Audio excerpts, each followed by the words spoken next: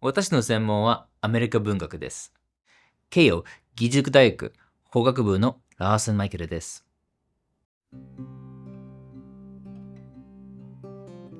Hello, my name is Michael Larson. 私の専門はアメリカ文学です。その中でも特に冷戦時代のユートピア小説とサイエンスフィクション文学を研究しています。ユートピアの概念に興味を持ったのは2011年の東北大震災の後です。私は大学卒業後の初の仕事として東北の中学校で2年間教えていました。大震災が起きたのはその東北での人気が終わり、アメリカの大学院で英文学の修士課程に在籍している時でした。アメリカのニュースで震災の映像を見た時の衝撃の大きさは今でも覚えています。そのため夏休みを利用して岩手県上石市でボランティア活動をしました。活動を通じて最も印象に残ったのは、被害を受けた町や村には強いコミュニティ意識が芽生えていたことです。富や貧困、年齢、性別といった社会的な壁が崩れ、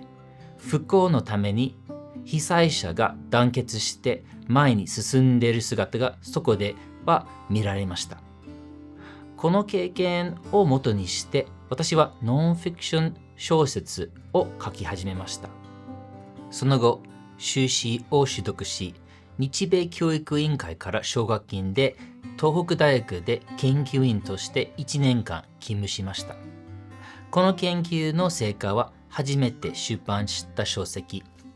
When the Waves Came: Loss, Recovery, and the Great Tohoku Earthquake and Tsunami としてまとめられました。東北大学での研究員の後はアメリカに再び戻り、英文学科の博士課程に進み、ユートピア小説の研究を中心に行いました。After receiving my PhD and moving to Tokyo, I joined the Faculty of Law at Keio, where I give classes focused on the themes of American literature and culture.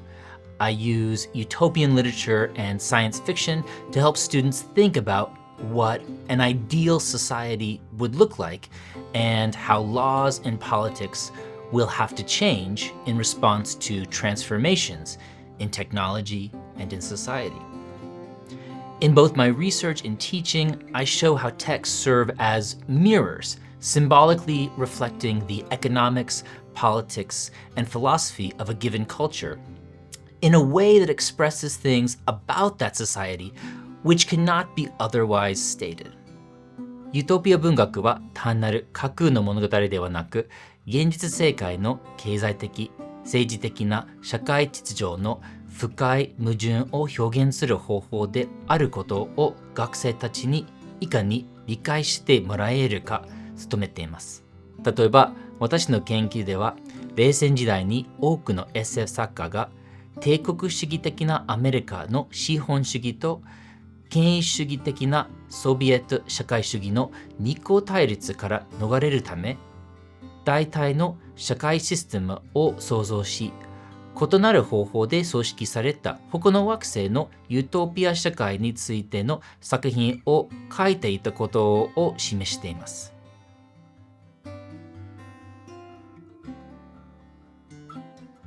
文学や他の文化作品のように社会のさまざまな側面が一つにまとまっている場所はほとんどありません。小説をより深い社会の流れを描写するものとしてアプローチすることで、その文化の問題の起源を理解することができます。